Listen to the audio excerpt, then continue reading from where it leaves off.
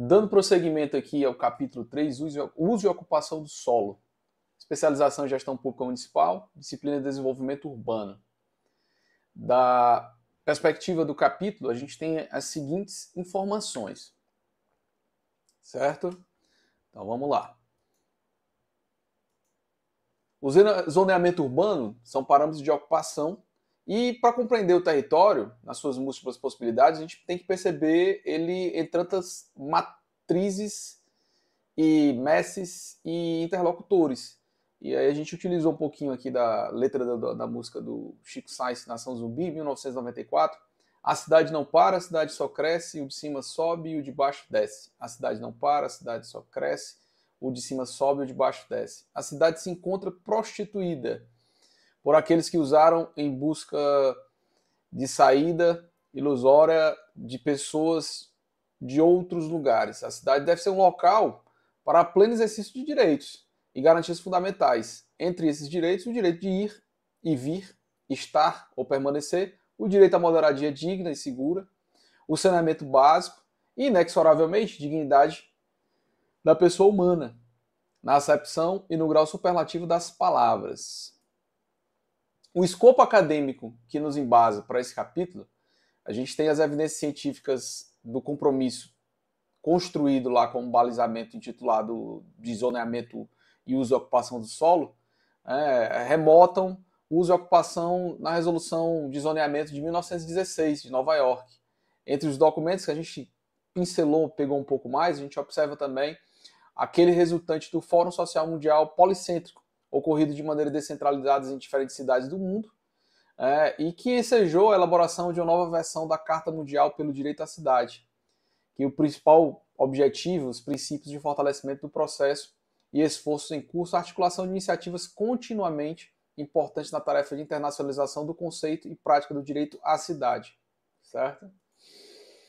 Em passant, a gente mencionou e localizou também a Carta do Direito, a Carta do Rio de Janeiro, nos bairros e no mundo, em luta pelo direito à cidade, pela democracia e justiças urbanas, resultantes do Fórum Social Urbano.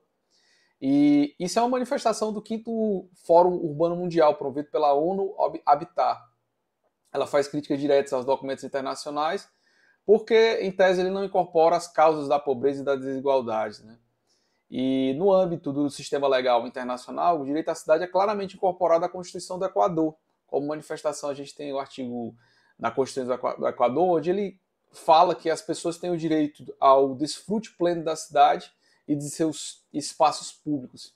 E que o exercício do direito à cidade se baseia na gestão democrática da cidade, na função social e ambiental e de propriedade, e de cidade e no exercício pleno de cidadania. A definição de uso e ocupação do solo.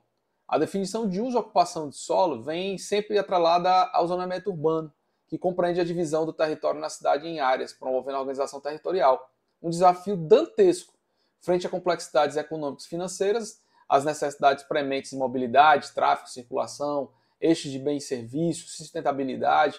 Obviamente, os critérios devem obedecer o princípio da legalidade. Nessa toada, a gente entende que, em especial destaque, a Lei de Uso e Ocupação do Solo, que em alguns casos é chamada Lei de Zoneamento e Uso e Ocupação do Solo, ela é de responsabilidade dos municípios, conforme preconiza o próprio Estatuto das Cidades, que é um ordenamento federal. A definição de uso e ocupação do solo. A Lei de Uso e Ocupação do Solo tem como finalidade principal organizar o desenvolvimento territorial de forma ordenada e sustentável, assegurando um equilíbrio entre o crescimento urbano, a preservação ambiental e a qualidade de vida da população. Harmonizar interesses públicos e privados não é nada fácil.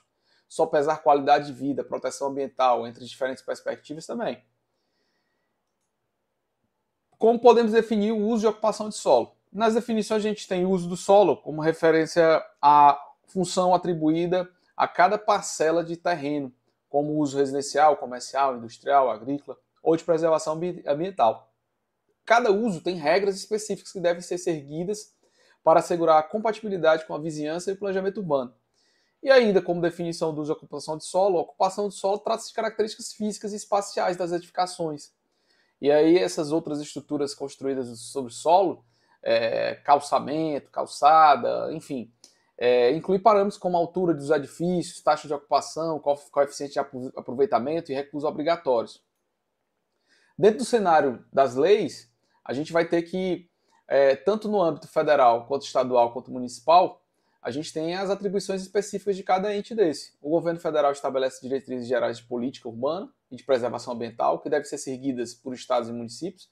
A Constituição Federal e o Estatuto são exemplos de legislações federais que orientam o uso e ocupação de solo.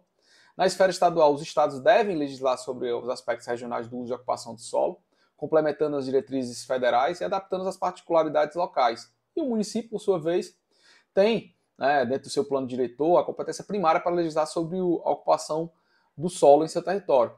São eles quem elaboram e implementam os planos diretores municipais, leis de zoneamento e códigos de obras, que detalham as regras específicas para cada área da cidade. Por fim, as nossas considerações finais. O direito à cidade revela a necessidade de profundas e urgentes reflexões acerca das relações entre pessoas, ambientes natural, sustentabilidade, qualidade de vida e soluções cada vez mais inteligentes que tornem o espaço democrático e de pleno exercício civilizatório.